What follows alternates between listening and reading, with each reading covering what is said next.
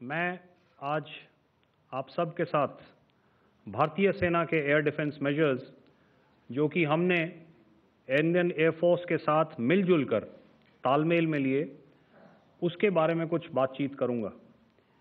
इस विषय में मैंने कल भी कुछ टिप्पणी करी थी, लेकिन आज मैं इस युद्ध के अहम एस्पेक्ट के बारे में आपको थोड़ा और पर्सपेक्टिव देना चाहता हूं। हमें एयर डिफेंस ऑपरेशन सिंदूर के एयर डिफेंस की कार्रवाई को एक कॉन्टेक्स्ट में समझने की आवश्यकता है। मैंने आपको कल बताया था कि पिछले कुछ सालों में आतंक की गतिविधियों का कैरेक्टर जो है उसमें कुछ बदलाव आ रहा था।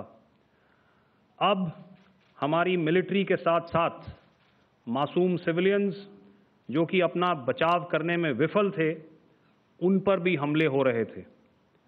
2024 में जम्मू सेक्टर में शिवखोरी मंदिर को जाते हुए यात्री और इस साल अप्रैल में पहलगाम में मासूम पर्यटक इस खतरनाक ट्रेंड के विशेष उदाहरण हैं। पहलगाम तक पाप का ये घड़ा भर चुका था।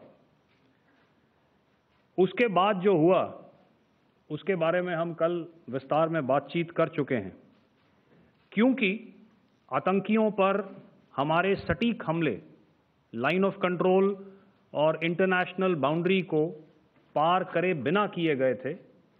हमें पूरा अंदेशा था कि पाकिस्तान का वार भी बॉर्डर के उस पार से ही होगा। इसलिए हमने अपनी एयर डिफेंस की पूरी तैयारी पहले से ही कर ली थी।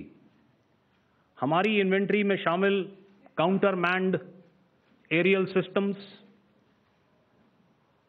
इलेक्ट्रॉनिक वॉरफेयर के साधन और एयर डिफेंस वेपन्स का इंडियन एयरफोर्स के इसी प्रकार के सिस्टम्स के साथ एक अनोखा मिश्रण किया गया। इसलिए आपने देखा कि जब जब पाकिस्तान एयरफोर्स ने हमारे एयरफील्ड्स और लॉजिस्टिक इंस्टॉलेशंस में 9 और 10 मई की रात को लगातार हमले किए, वो इस मजबूत एयर डिफेंस ग्रिड के सामने विफल हो गए। आपके सामने इस ग्रिड को एक तरीके से दर्शाया गया है। आप देख रहे हैं कि इंटरनेशनल बाउंड्री से कितनी layers, radars, counter unmanned aerial systems, उसके पीछे शोल्डर फायर्ड वेपन्स, हमारे विंटेज एयर डिफेंस वेपन्स जो कि काफ़ी सालों से हमारी सेना में हैं। एयर मार्शल भारती ने भी उसके बारे में बात करी।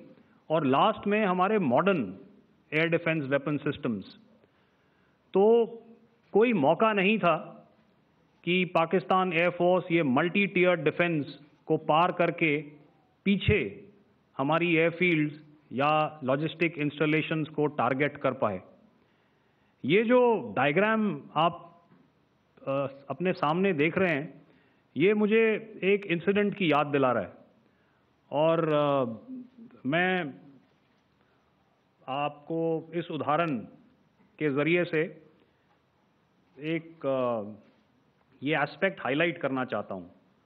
जब मैं स्कूल में था तो तकरीबन मेरे ख्याल से ये 70 का दशक था, और उस समय इंग्लैंड और ऑस्ट्रेलिया के बीच में, आज शायद क्रिकेट की बात भी करनी चाहिए क्योंकि मैं देख रहा था कि विराट कोहली ने टेस्ट क्रिकेट से रिटायरमेंट ले ली। कई भारतीयों की तरह वो मेरे भी फेवरेट क्रिकेटर हैं।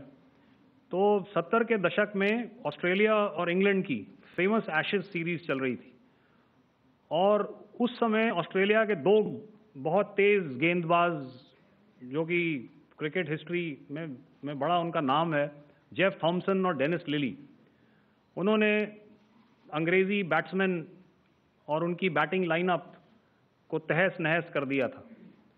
और ऑस्ट्रेलियंस ने उस समय एक कहावत निकाली थी, that from ashes to ashes and from dust to dust, if Thommo don't get here then Lillee surely must. और अगर आप इस लेयर को देखें तो आप समझ जाएंगे कि मैं आपको क्या बताने की कोशिश कर रहा हूं। तो अगर आप सारे सिस्टम्स को पार कर भी गए तो आपको फिर भी एयरफील्ड या लॉजिस्टिक इंस्टॉलेशन या जो भी चीज़ को आप टारगेट कर रहे हैं उसमें पहुंचने से पहले कोई ना कोई इस लेयर्ड ग्रिड का सिस्टम ज़रूर गिरा देगा। जो दुर्दशा कल आपने पाकिस्तान एयरफील्ड्स की देखी और शायद आज भी एयर मार्शल भारती की प्रेजेंटेशन, हमारी एयरफील्ड्स हर प्रकार से ऑपरेशनल हैं।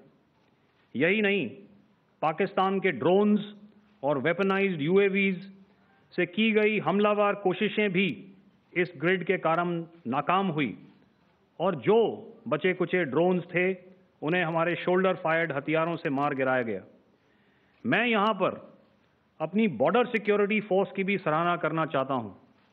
उनके डायरेक्टर जनरल साहब से लेकर बॉर्डर पर तैनात बीओपी पर पहरा देने वाले आखिरी जवान भी हमारे इस अभियान में बढ़ चढ़कर शामिल हुए और बहुत बहादुरी से उन्होंने हमारा साथ दिया। उनके काउंटर अनार्म्ड सिस्टम्स भी हमारे इस मल्टी टियर्ड एयर डिफेंस ग्रिड का हिस्सा थे, जिसके कारण पाकिस्तान की नापाक हरकतों का विनाश किया गया। आपने सुना ही होगा, जब हौसले बुलंद हों तो मंजिलें भी कदम चूमती हैं। In the end, I would like to highlight again that in every single domain that Operation Sindoor has been prosecuted, there has been absolute synergy between the three services. Not only have we, in this endeavor, been fully supported by our government, departments, and agencies, I cannot here not mention our 140 crore countrymen that have stood behind us with their prayers and goodwill, urging and inspiring us to achieve our mission and objectives. For that, we salute you. You are indeed the best. Jai Hind. নানা ধরনের content দেখার জন্য like করুন, share করুন আমাদের Facebook page, subscribe করুন আমাদের YouTube channel. পাশাপাশি অন্যান্য ব্রেকিং নিউজের জন্য অবশ্যই চোখ রাখুন রিপাবলিক বাংলায়।